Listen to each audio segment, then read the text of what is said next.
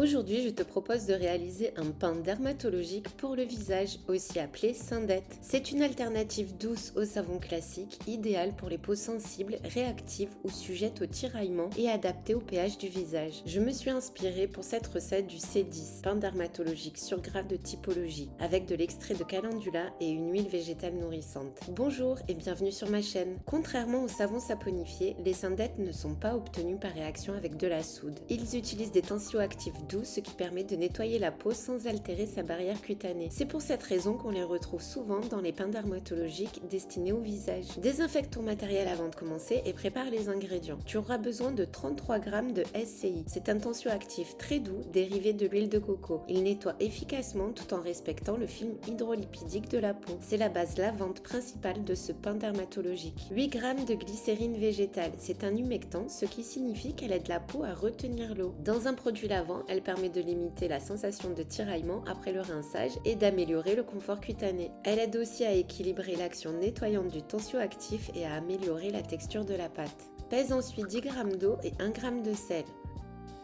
L'eau permet de travailler le SCI sous forme de pâte et le sel améliore la cohésion et la dureté du pain pour une meilleure tenue dans le temps. Dans la formule d'origine, on retrouve une hydrogelated vegetable oil. Il s'agit d'une huile végétale hydrogénée. Son rôle principal est d'apporter de la structure et de la stabilité au pain dermatologique car elle est moins sensible à l'oxydation et résiste mieux à la chaleur. Je l'ai remplacée par des beurres végétaux solides. Ces beurres jouent le même rôle structurel tout en apportant un vrai bénéfice soin à la peau. Pèse 20 g de beurre de cacao qui joue le même rôle structurel. Il apporte de la dureté, de la stabilité et protège la peau. 10 g de beurre de mangue, il apporte de la souplesse à la texture et nourrit ta peau.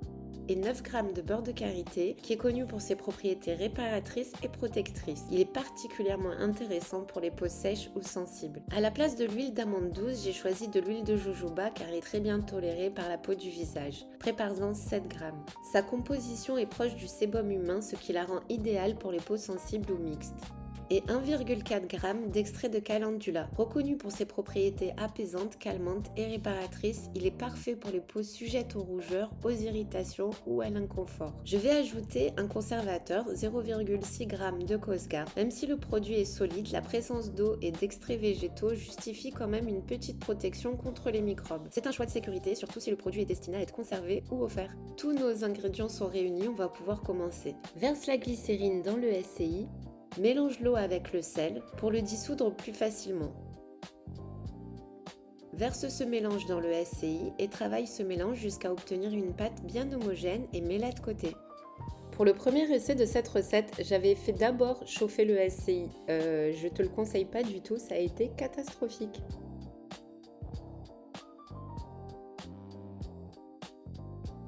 Dans un bol adapté au bain-marie, fais fondre à feu doux le beurre de cacao, le beurre de mangue, le beurre de karité et l'huile de jojoba.